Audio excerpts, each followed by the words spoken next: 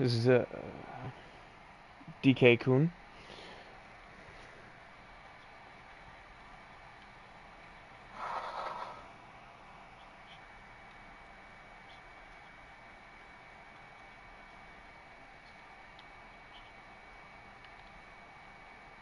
Please leave any comments and questions in the broadcast, and we will answer them to the best of our ability.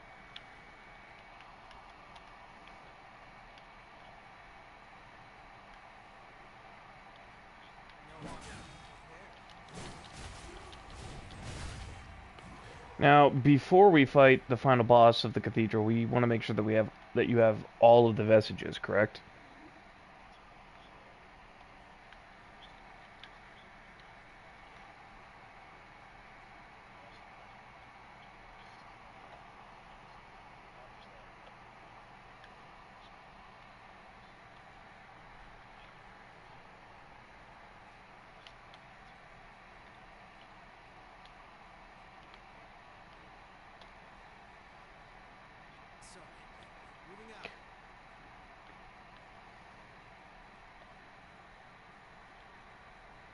Mm. Give me 1 second.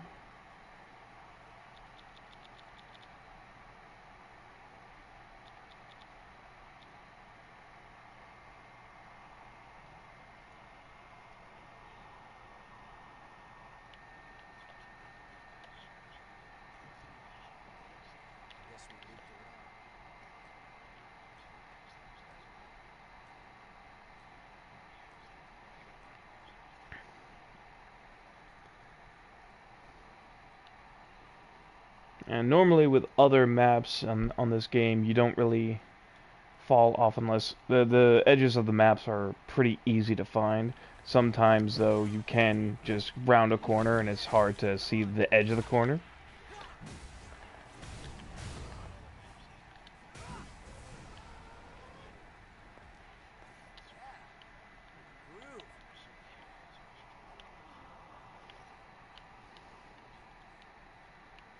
Did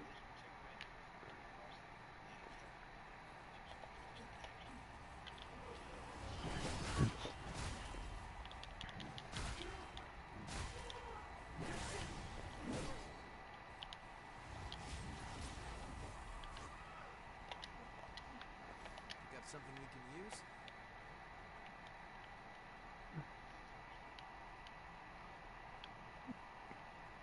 we've got everything. You got everything from up this ladder, correct?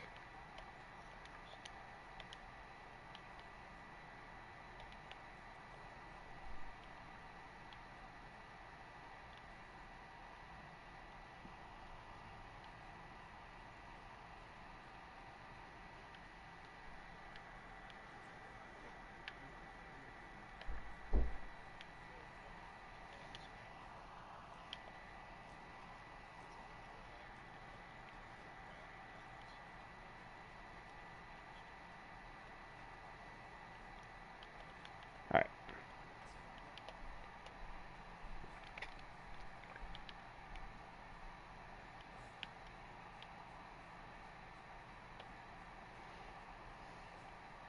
Now, on your first come through, when you come down here, in here will be a little mini boss, uh, but we already killed him in your world, so he's gone. He's very easy. Just come in if you're with a strong partner and you're statted correctly, like we are. We were like level what 58 when we came through here, around that.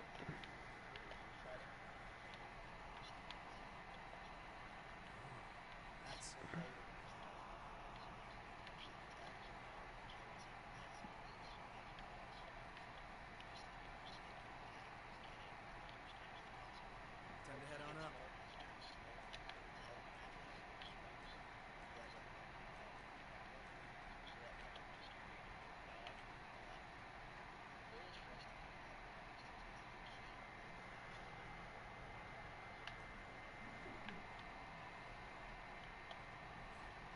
Sorry. Yep,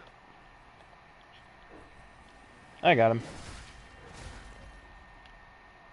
Thank you.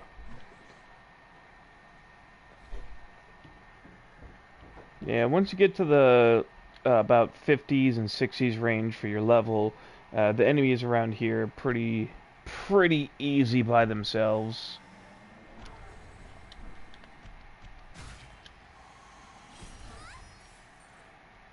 Rude.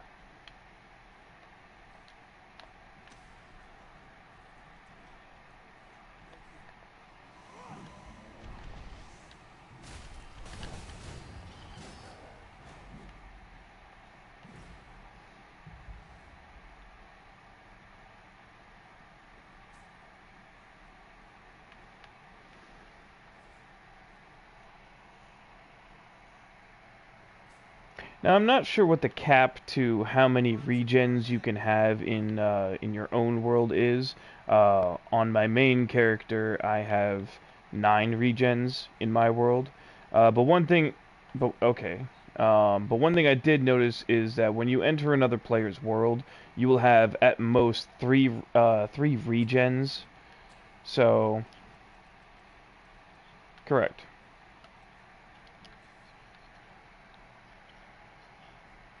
Okay.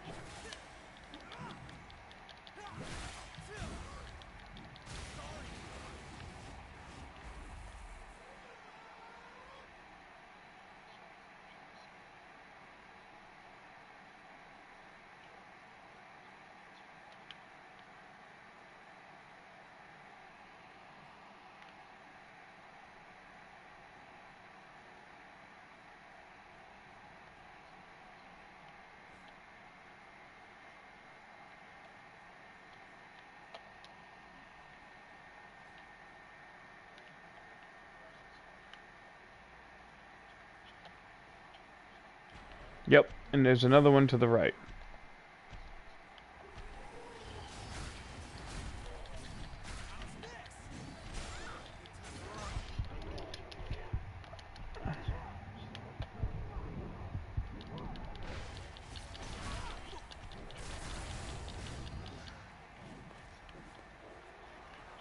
Correct. Putting up a barrier around himself, which reduces his stagger and reduces also incoming damage. Correct.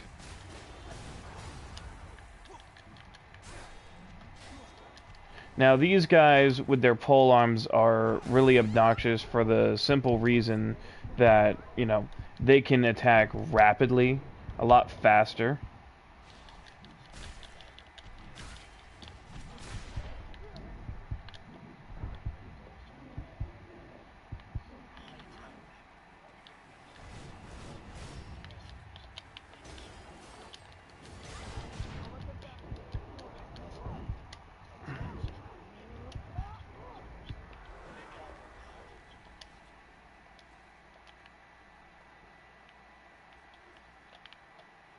And here comes some more.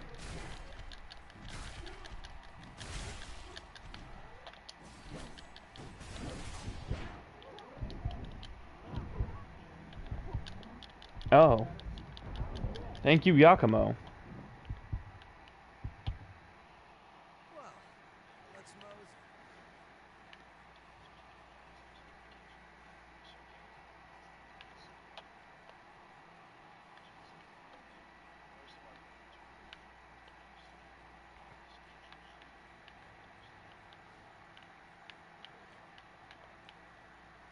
And always, this is a pretty common trope among any Souls games or RPG multiplayer games like this. Whenever you're dealing with large enemies, like the ones we just faced, make sure you don't fight them in very tight areas. Don't fight them on a bridge that has wide open spaces where you can easily be knocked off. Make sure you bring them and lead them into a larger space like this big round corridor we're in right now.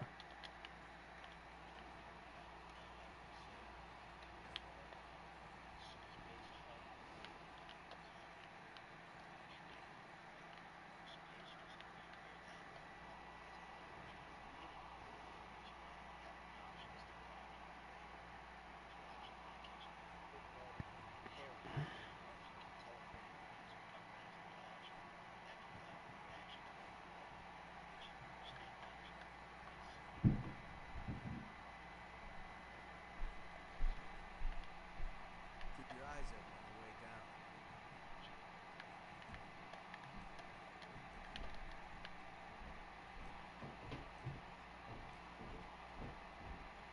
Sorry. Moving out. I see something.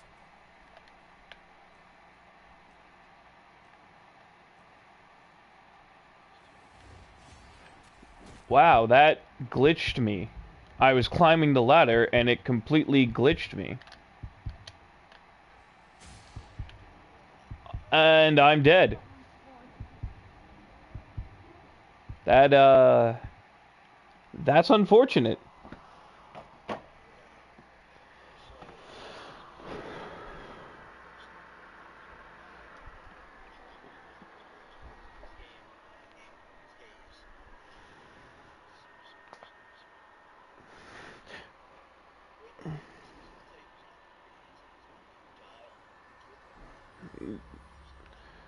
Well, it'll get rid of it completely, and you'll only lose the amount of haze you acquired along the way to reclaim your haze or runes or whatever the currency is.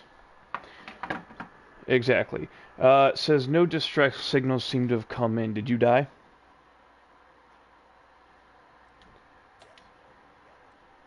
Okay. Now, one thing that is nice is that if you're in another player's world, especially in a Souls games, if you're in another player's world and you die, you won't lose any of your haze or runes or whatever currency you have. Um, correct. Correct. Now, Kiryu, I do have to go check on my laundry real quick, so while I'm doing that, just go ahead and give him a debrief of this main level.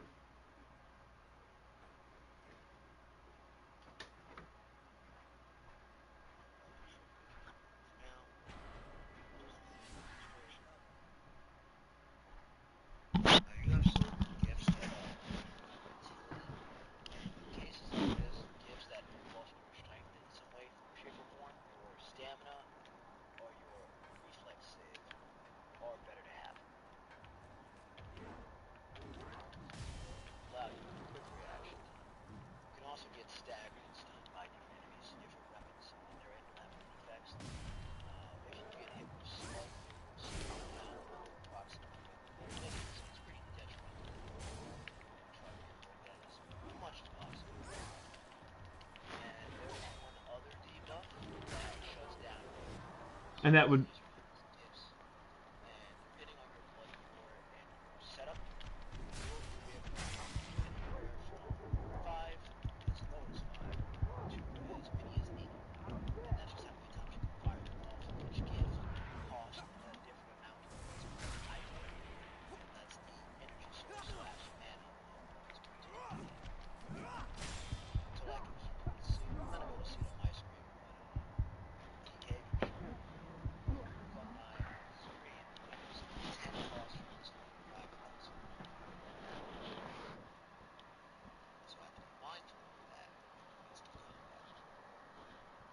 I'm back, by the way.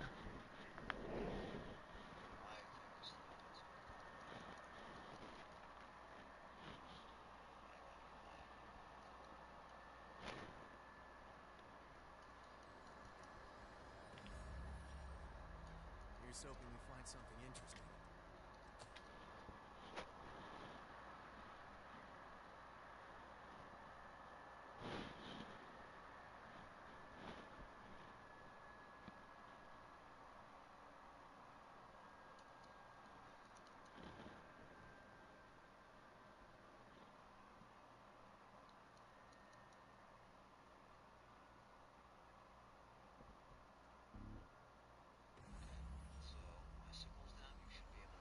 Yep, I've just arrived. Pick up something we can use? Excellent. Now, as Kiryu was saying, skills take iCore. If you couldn't see on his screen, you'll see on my screen I have 10 out of 10 iCore.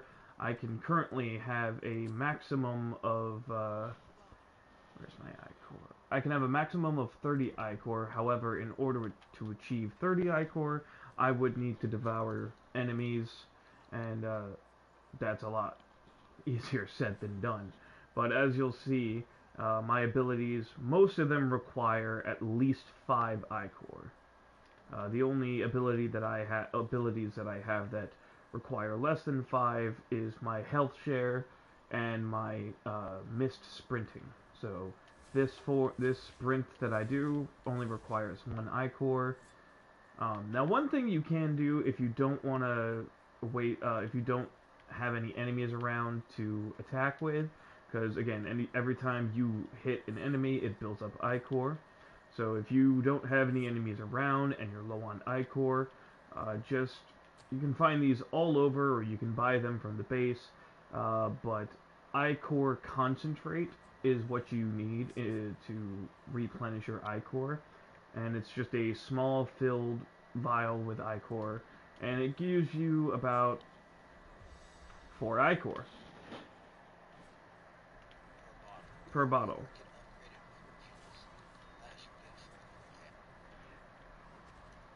Now, one thing you can also use in order to receive iCore is you can only get these either by finding them in very rare locations and very rare drops on the map.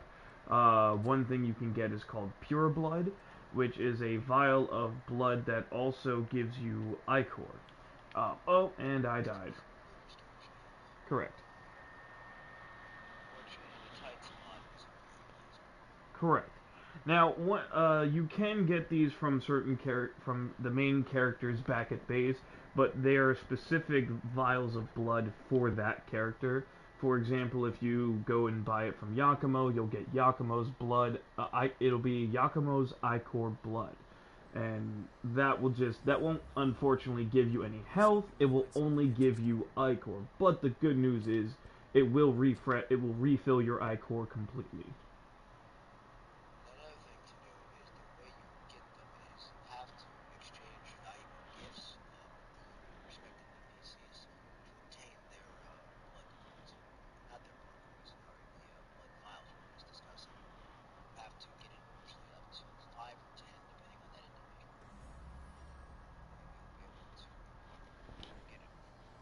Correct.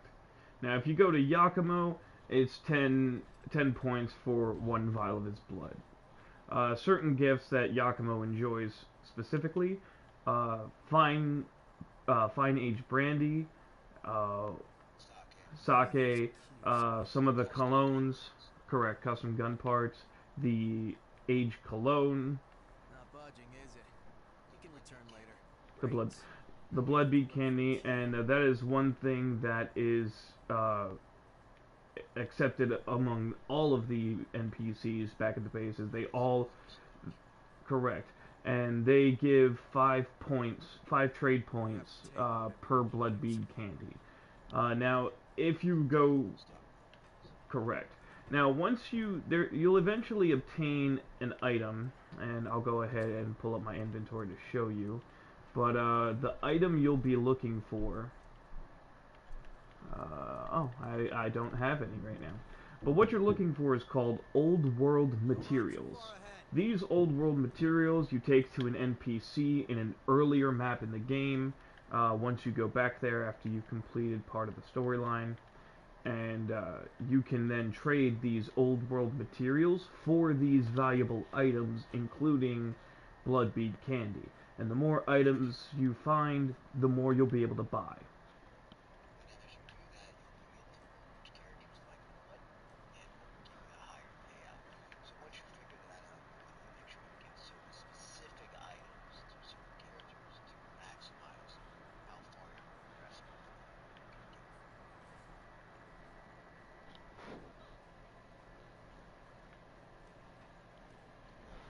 Yeah, there's nothing up there that I can see. I think it is. So let's go down.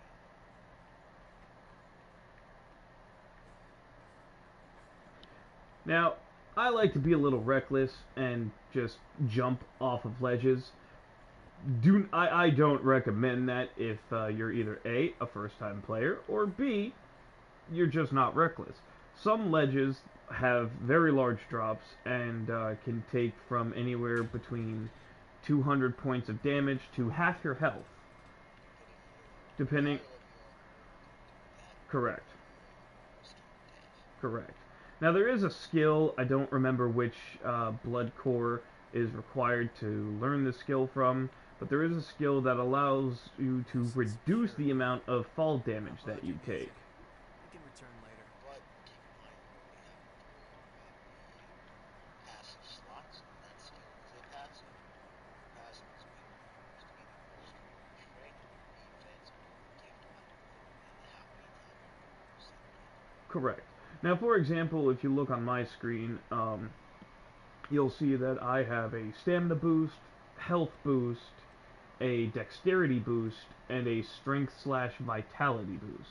These will all boost my base skills. It's still unclear as to how much it boosts it by.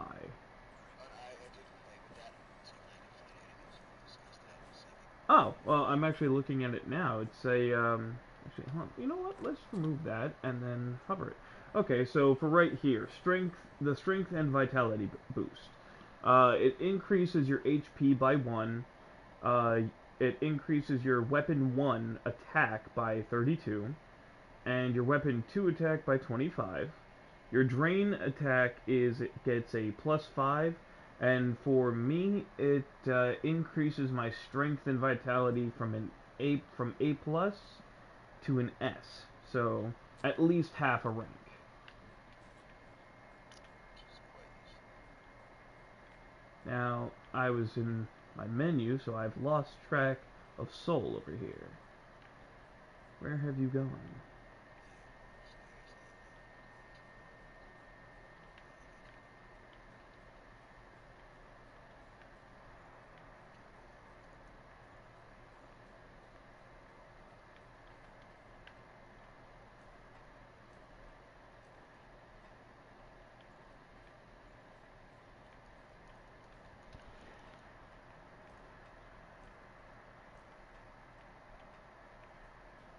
Now, one thing that's nice about this game that we will go into in depth a little later is the customization on this game is very nice, uh, It's very in depth. very in depth. You can now, granted, you can't customize your blood veils past a certain point, but you can. Stats wise, you can augment them if you get a chance to do it. Correct. You can upgrade them, but they're at a set point. You can't choose. Well, I want to upgrade just the strength and dexterity. When you upgrade your blood veils, they will get a overall upgrade. On all of your abilities. So depending on what your build is, from strength, might, dex, mind, willpower, etc., depending on what you're going for, you're going to want to pay attention to your stats and optimize their effectiveness. Correct. So And each blood veil will correspondingly boost whatever weapons that you choose to use. Now, Depending on your build, though, some will also massively debuff or neg.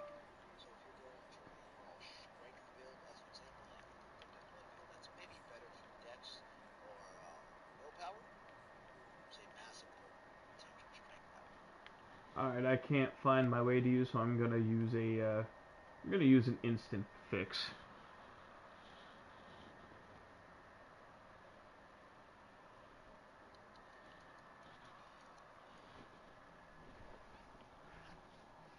And one thing I do like about this game, like most Souls games and most other games that have information and lore behind them, is when you're on a loading screen, it'll give you, little detailed information about, Usually about an hour. Another day together. correct, or sometimes about a character that you never knew about. Fascinating nuggets about that. Now, So right now, I'm trying to run a game on my end. So we're looking for a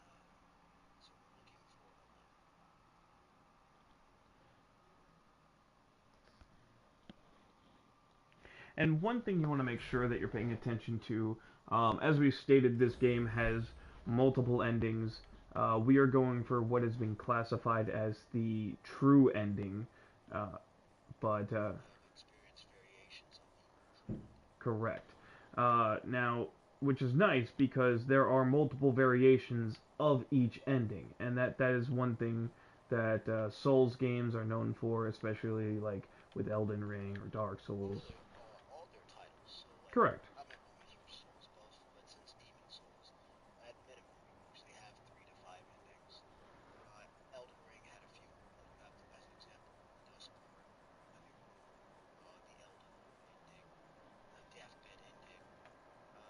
If you've ever played Bloodborne, you have things like the Presence, which is one of my personal favorite endings. It's like this metal ritual that descends from the moon after you complete certain prerequisites. But it's a pretty enchanting boss fight, and aesthetically, if you're into that type of stuff, the character design and the model is pretty dope. And with Code Vein, as we've already said, there are multiple endings, and we both have experienced different variations of the neutral ending. With the quote unquote true ending that we're trying to achieve, in order to achieve that ending, you must acquire all of the vestiges before you fight each successor. And then, in order to get the quote unquote true ending, you must save all four successors, which means This is also an area for why you need to get all the vestiges. So vestiges represent memories. We'll get into more of the actual plot later, but just to give you that understanding. The vestiges are parts of the memories of these things called the successors. They have lost a part of themselves. They're these creatures called lost, and they can move through memories. The vestiges help restore memories, which restores from pain, allowing you to retake new bodies. Usually they've been broken mentally or emotionally in some way, and your race can arrive at them, and you can use that memory save in the ritual. That area typically vampires. You will lose part of yourself. You will die. Your soul, your consciousness gets suppressed, and your body mutates from this entity called your soul. And that later, that expression is called lost. The successors are lost that have specifically been produced by you. All of them have the potential to regenerate, which is the memory of regeneration. If any of you have ever used the God Eaters, so this game takes place in the same universe. A nice aesthetic connection with watch the God Eater once you use a grid gun that constantly back. This game takes place within the confines of Neptune. That is a barrier that's been cast into the sea by a river named Sylvan. And I don't really want to get into that. and really, the barrier goes even beyond a city. As this game, as you'll see in this game playthrough, there are constant maps. This cathedral itself is massive, and if you look on my screen, you can see the broken, destroyed cities in the background.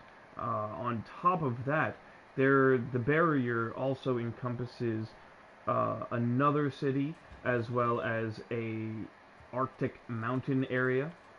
There is an underground area, and there is also a desert area that you will be able to fight in. So the game, Obviously, fire and certain maps will have some. correct. So the game overall is very expansive, and there's a lot to find. And as I've shown, and as Kiryu has, as I've seen, and as Kiryu has shown me, uh, there are even if you max out your map. So if you look on my screen, you'll see that this is showing the percentage that Kiryu has on his map. When we go back to my map, it'll go back to being around 30%. But even if you do max out the amount of your map and get it to 100%, there is still that chance that you might find, a secret tunnel.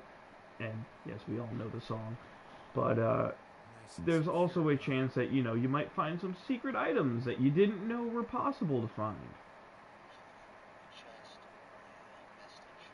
Now, the vestige is also outside of having an effect on the actual game. Wow. They do Let's provide take our time. in-game function. Each vestige, eventually you'll get an item with it. Blood core is the core character, character's options to show.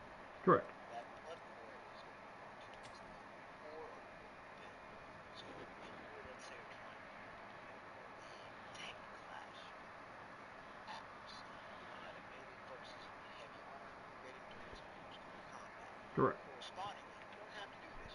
It's magical. If you're trying to optimize your build, you're going to want to then add skills, gifts that help augment that. So that class is usually physical buffs, defense, focus, which allows you to counter, recovery, regen, stamina, and normal attacks. When you get to a certain level, you're providing effective crush, which allows you to enemy defenses, which comes in handy. You also up your stagger as you're taking damage. Stagger is really just makes your CM. You have to be smacked with a blow to knock your feet from. Which you can obviously increase the abilities and your resistance to being stagger by, increasing your durability with abilities like Iron Will. Iron Will is temporarily reduces damage taken by weaving a barrier into your blood. There are other techniques you can use.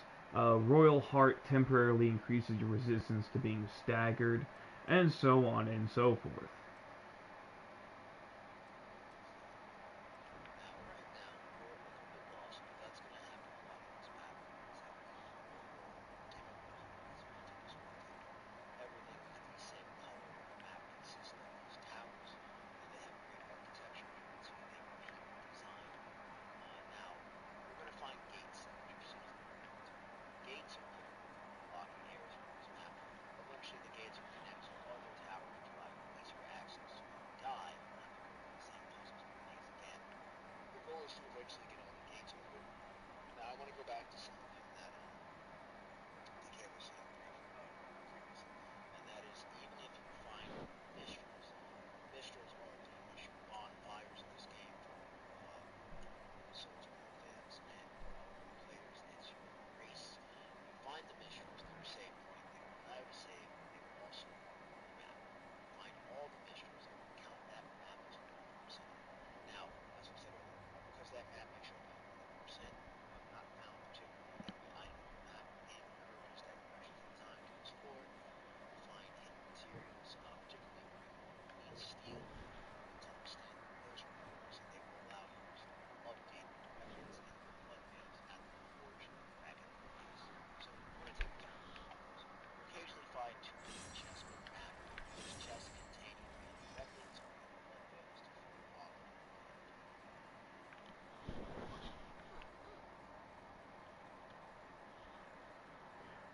Now, for those of you that have played God Eater in the past, as you're well aware, with God Eater, you have a God Arc, you fight the origami.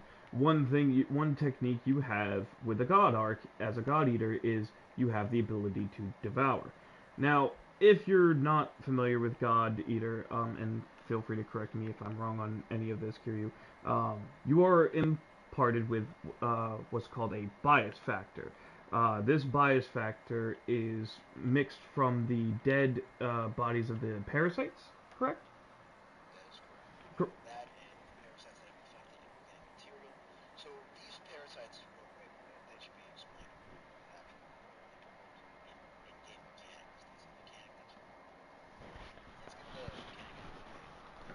Correct. So, Devour does in both games. You hit a boss with it.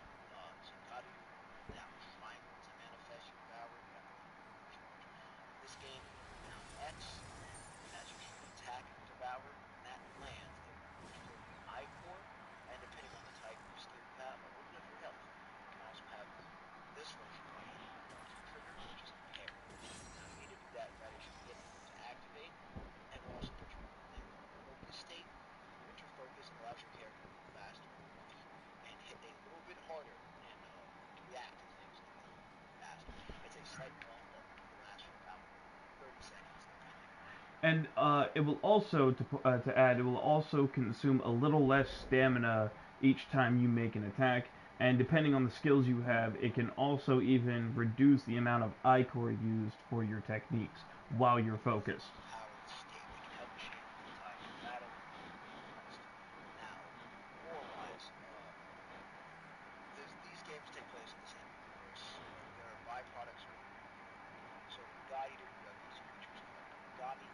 They are from this event called Great Collapse, which is also revealed in this game. This entity was the lord of the game Earth. At one point, its first incarnation was defeated, which caused it to burst a bunch of parasites across the land.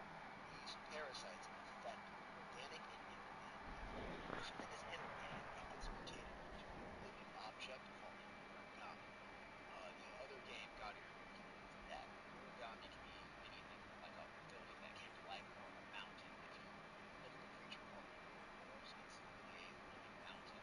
It has like 20 eyes, multiple ocular branch-like arms, like fibers that go through the eyes. But that's what that does there. If you're a human that gets infected with a parasite, you can get revenant, which they revive from the dead. And now in lore, there's a scientist named Ito who is developing this process of converting it into an infinite state. He's also essentially tagging the skill.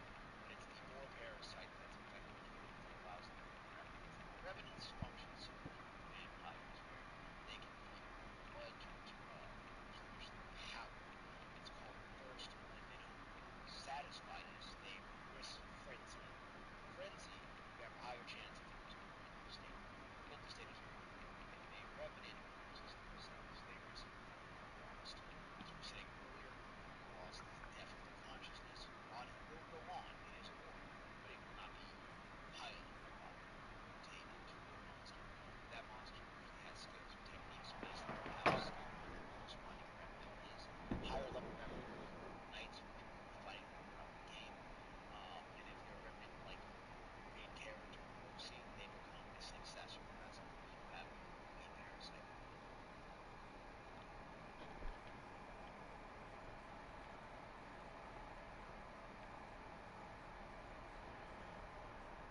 I think that covers about at least half the basic lore, yeah?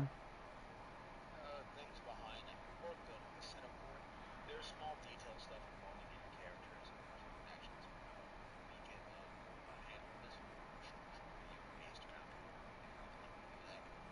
This short video is pretty much an introduction, so we're covering quite a few topics from lore, gameplay, lore stats, lore mechanics, just kind of get a feel for things. If anybody in the comment section wants something to guide in their more symptom-based, by all means, write it in, and we'll make videos on that as well. When it comes to sourcing lore, I like to read it. I'm a Yu-Gi-Oh fan. I have most of the lore memorized. I have most of the lore for this series memorized as well. I can see that we can do that while also giving gameplay in the background. Like I said, right now we're just trying to complete this gate with Q. That's our next objective. And that was... To find out where the corresponding letter is.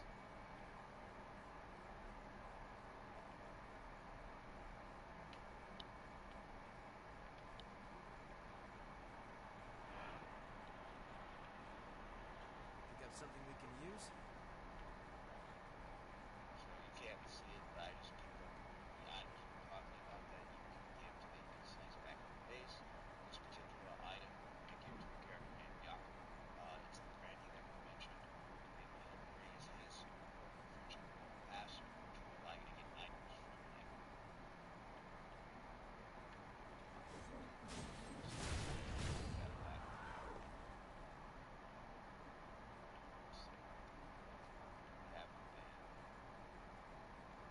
Have you been through here? Nope, that's down there. No. It's just on the side. That's the last one. I don't think I've been over there, so we're gonna head this way. I can see footprints. Oh, hey, look at that. So this is one of the map markers that we were talking about. This will make your map. You can actually see key details. Similar to Elden Ring, you're going in relatively blind until you find a marker, not to be confused with bonfire or erase. Touching it creates the map. It doesn't Want to do rest? anything else besides that, so Correct. it makes it easier to navigate. Now this This is is the mission. what you want to be looking for. This is the missile that you'll find. This will let you rest, reclaim all of your regeneration and ichor. And now these doors specifically with the wings on them, these doors over here you're going to want to find after you reach a certain point on this map. These doors will lead to successors and one of them will lead to the next area. Correct. Usually a combination of both. You end up fighting the successor, you beat them, you're usually behind the successor or do a cutscene. You end up fighting your way in the next area. The game, another reason why it encourages map exploration is that half the time to get to another area, you gotta go through a stage. And somewhere usually in the form of an elevator that goes down and up will lead you to one of those areas. So there are lovely mosaic floors. Let's check the sides. Now with this particular map, there's going to be landings on the sides. So some areas you fall off and you will definitely die. Other areas there will drop some that lead to other towers that you can run to. Always look for a leap, especially if the ending ends in like tatters or spikes. Usually those are costly death. If endings are smooth, like Just as I'll ordered. show you an example when we New get to lab. it. They'll usually have a save zone there to drop to. So taking the time to actually look at your surroundings is critical. Don't just randomly dodge. Don't barrel. Don't be reckless, especially when you're fighting multiple enemies. Try to keep a steady Pick up understanding something of we can use? what's around. Now some ladders, especially like this one, will be high up. You'll have to activate their dissension in order to kick them down, and you won't be able to use them until you've kicked them down like Don't have to that. jump down anymore. Now This is the the part that works in games like this. It just makes it easier to get back to different areas. correct. Now that I know which tower on, this tower, once you make it down this hole and you reach the bottom of this specific tower is one of those endless spawn points that Kiryu had mentioned, which is perfect for farming haze.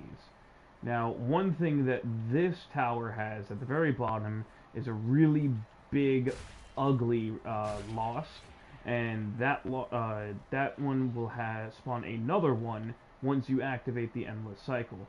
And they both put up barriers, and if you're not prepared for it, it's going to be very difficult to fight them Kill off them to make a move. while fending off the speed variation losts. That is correct. The two big ones will come at you from opposite sides. Try to sandwich you. It's pretty much stay on top of one, kill the other if you can, and just focus on one. It's better to try to take out one than the other, and just keep moving. Stack the fight. Correct. You're gonna be Hey, able to that? handle more fast and aggressive conflict. Now, So as another thing, oh, my apologies. that's all right. So another important aspect of combat in this game is you'll notice that different enemies have different speeds, from fast to slow, and they'll have different movements and maneuvers. You'll eventually get a feel for how each enemy fights. You yourself can dictate the flow of that combat. Most of the time with heavier enemies, you'll notice that with heavier weapons and armor, they're very slow with their swings and they're telegraphed. When you're running up on them, you'll have about 2 to 3 seconds to see what's about to come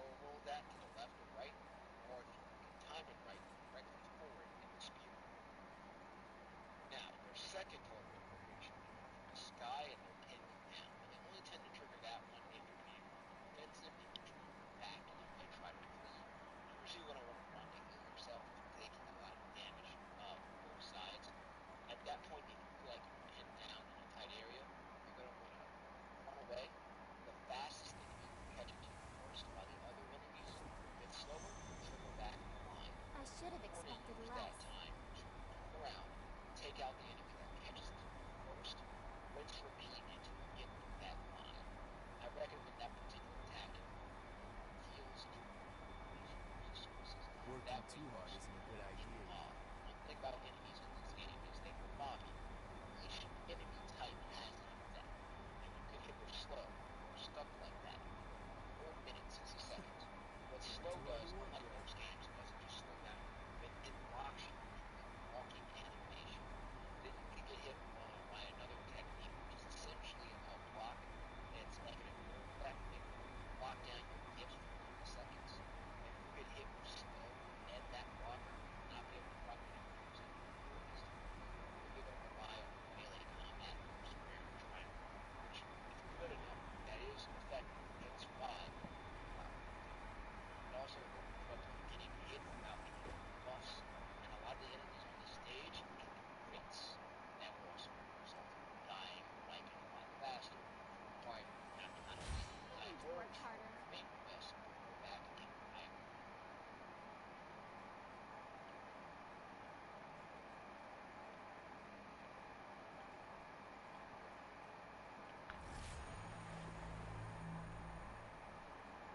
Also, keep in mind that when you're looking for maps for to unlock the rest of the your map, some enemies that, like you'll see when we fought the one we fought earlier, will have the rotten missile on their head or on their shoulder or on their back. These enemies are the moving maps. You have to kill them in order to max out your map. Yep. Another thing, is that especially in multiplayer, if you're having a very good run and you're having fights, you and your partner both having heals, find a mission, send your partner back, both of you replenish, and then it's better to do that than to get in a situation where you're wiping almost everything you can. Correct. One of your best resources in this game is wipe. Now, one thing you can do, if you are in an area where you don't have a missile, you're out of health, you're low on regens, and you need to replenish. One thing you can do is you can use a bloodstained stake to go back to your it'll take you to your last missile used. It's an unlimited use. However, I will never recommend the bloodstained stake, as it will it will not be consumed, but all your haze will be lost. It is the worst return item, similar to Neo. There are other variations you get down the line that Correct. are more beneficial. So as an example, the River Fire does the same thing, but it keeps your haze. The issue with River Fire is that They're there is a consumed. limited number. You can run out. Now, one thing you can learn later on in the game once you get the blood code, correct. Once is there are two things you get near end game, which is kind of odd that you get them near end game. One is the skill. Cool. One thing is the skill called Vivication. Vivication requires 10 ichor, but it will send you back no matter what, even if you're in a boss fight. If you use Vivication, it will send you back to your last missile, your missile that you have found, and it will allow you to keep all of your haze collected. Uh, Outside of that, there is a augmented stake that you can acquire near end game. It's basically a superior variation of the bloodstained stake. It's a permanent item, and it will take you back to the last save missile. You can use it in any boss fight, any other fight, and it will allow you to keep all of your haze. But again, that Now, this isn't item does not work in multiplayer unless your partner dies. correct. However, again, your partner can't lose their haze, so it's not. So if you ever find yourself struggling between a particularly hard boss and your team wipes, the moment they wipe, pop that stake to get out of dodge. Go back to a mission, just spawn right there, replenish, resummon your team, and try again.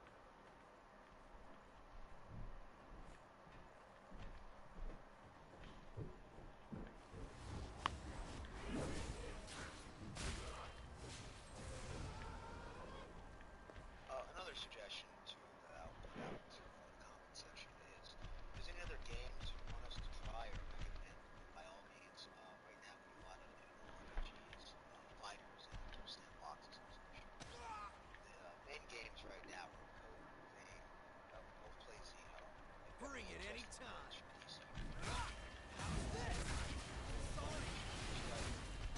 other games for more combat. Games like GTA, Saints Row, and for all like you actual fighter fans, I'm personally really into games like Mortal Kombat, Tekken, Street Fighter, Fate and Furious. If you want to see any of those, I'll recommend that as well. We have other consoles that we can show some of these games on. And as always, please feel free to leave any comments, suggestions, even if it's just a hey, this is an idea. What would happen if you use these weapons with these stats? We can always show you build videos. Um, Even if the builds aren't the best, just a demo, so we can show you like what's considered effective or not. for example, this character that I'm using, Emily, she is a hammer specialist. So this is my main hammer, which is the rocket hammer. Its name is the Impulse Anchor. The other one I'm using is called the Juggernaut Sledgehammer. Both are fortification. Well, I haven't fortified my anchor hammer yet, but both of them will be fortified at the end of this video. Which is the best thing to use. In my case, I'm going the extra. So instead of fortification, I have negate consumption. What that does is you have stamina actions. It reduces my stamina greatly, which means I have more attack and sprint options right now.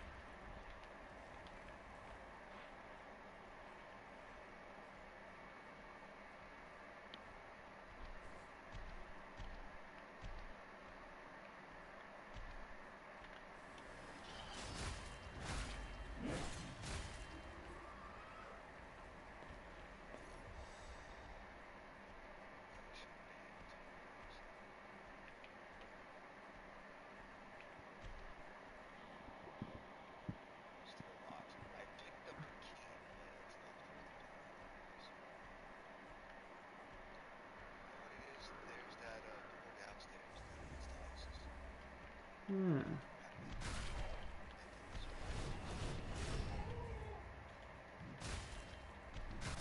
So you can find that.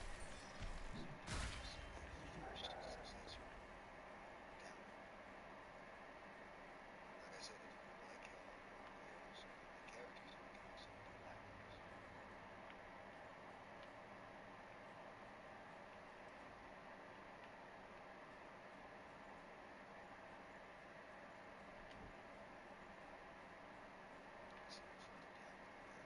there. I am. I went back down into that room, got lost. Now I need to find a way back. That would be a ladder. Yeah? Yeah.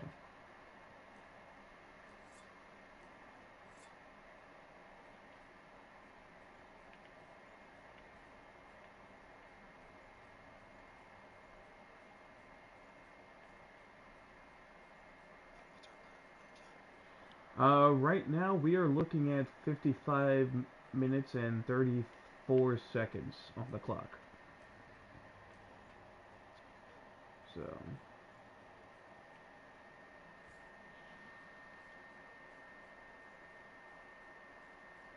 Now, so for our second video, we'll have something a little more structured for you guys.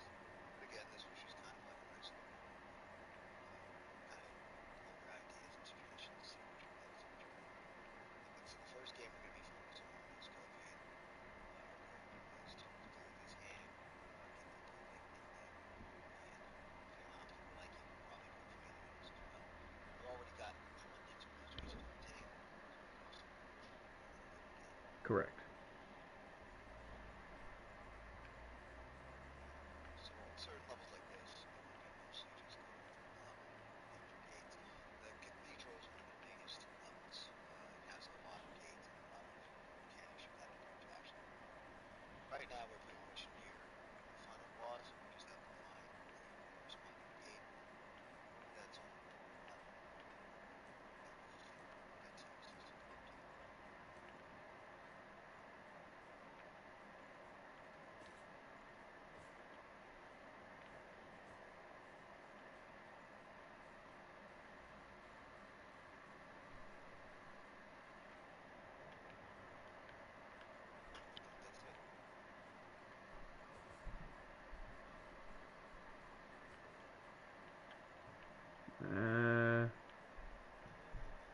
I feel like we've been in here. Okay.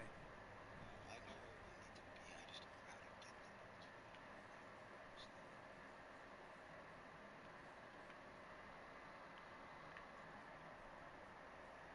Back up. There's a little apartment. Yeah, let's drop down. Sorry. Moving out.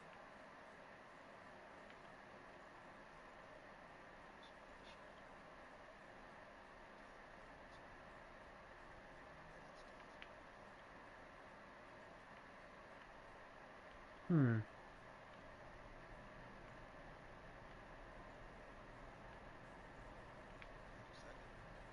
Might have done it. Yep. This is the door. Excellent. Now, what's the key you need? I believe this is the ornate key. This is indeed the ornate key. Excellent. Now you can hear the footsteps if you listen. That's from the bigger enemies. They're usually behind gates that look like this, or they disappear with smoke or a shroud of dark. You might even notice that near the hallway some sort of weird The glow hallway is flashes. clear. It's very I think it's very. Hey, look! I found a missile. It's very possible that there is a big, heavy-set enemy down this way. We can rest here for a while. Correct. You can, yes. Let's make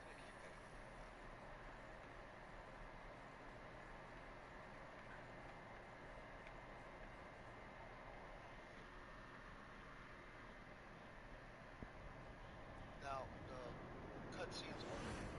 They will show whoever has them, whoever's lobby it is. In this case, you're going to see my character displayed, being playing the role of broadcasting as I get there.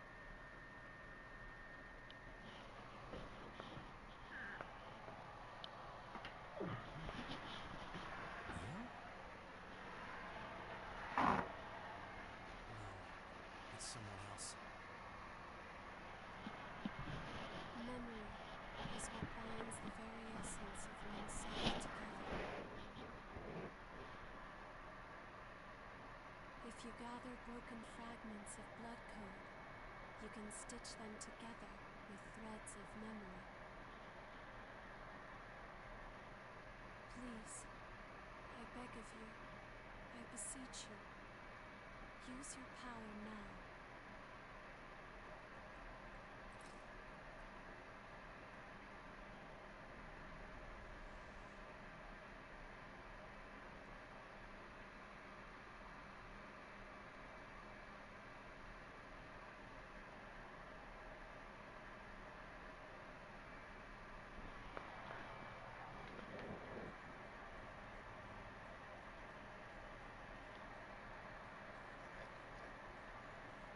Uh, This is the first successor. It's going to be a frog-like creature called Isis. This particular creature specializes in lightning gifts, combined with long-range beam attacks. It also usually has a fire rotation as well, which means That didn't do a thing. it has two phases.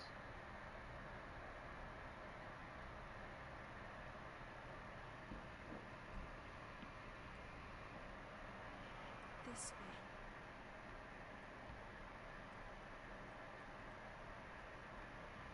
Now, if you go through this boss on your own, in your own world, be very careful.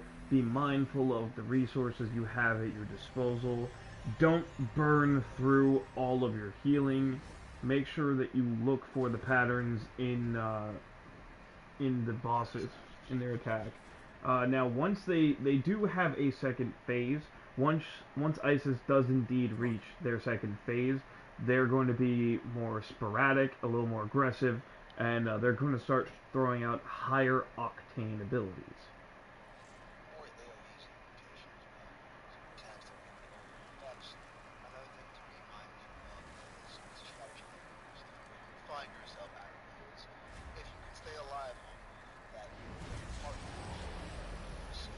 They will hear you Is when that you're the down. guardian of this That effect place? is on a timer. Note that in the icon on the left. A gate. Okay. So try not to die until that Looks like icon we've is still got a ways to go. completed again, and they will save you when you hit it. We're going Now, through. sometimes they'll heal you, and unfortunately, The right, boss won't care. and the boss won't care, and right as you heal, they'll hit you, and it will be pointless. and you'll be very frustrated. It's a part of the game. Let's do this. No harm in being prepared. Alright, let's go. Right now, Like that. see, How's this? not quite used to its attack pattern, so like that, you get out. And when it does that widespread fire attack, it will teleport to the other end of the boss arena. Also use pillars to shield yourself when attacked, not bypass pillars. Ultimately, moved by the boss later in the game to realize his ice grid here. Do not use that attack pillar. She can't even bypass pillars, or she can kill you. But you can easily use that boss, so we can't. Come on, be prepared. And we're about to do the second phase. Correct.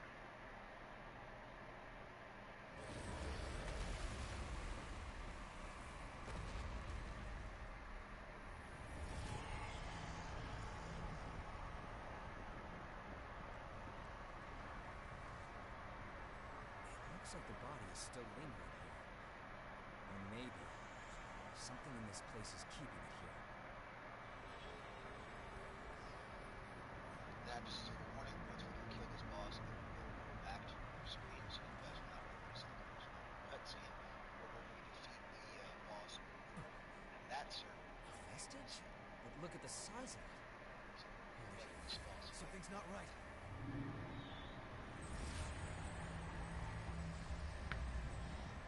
What we might look at our right time is after this boss fight, we might broadcast the next boss fight. Regenerate Broadcast so the quickly. Is that vestige controlling the regeneration somehow? Danger. That's it. We have to destroy it. Correct. Now you're supposed to put that much. There's really not. That would just waste so much time. This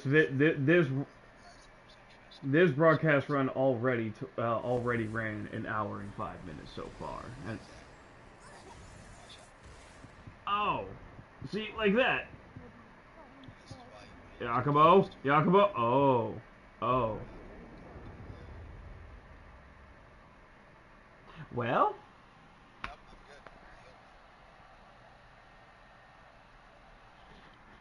I'm good. well, unfortunately, you won't get to see the ending of the boss fight in Kiryu's world. One thing, like within Souls, in most Souls games, once you die and you return to your world, if you try to do a distress search, you won't be able to find them because they're already mid-boss battle. You cannot rejoin. You have to wait for that fight. So this is unfortunately one of those situations where you lose out on a good amount of resources. You know, haze, Again, we runes, will be whatever. doing a second run of this fight, so you'll be able to see how it performs. Exactly.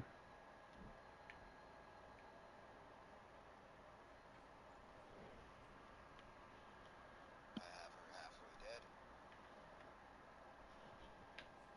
The decision is yours.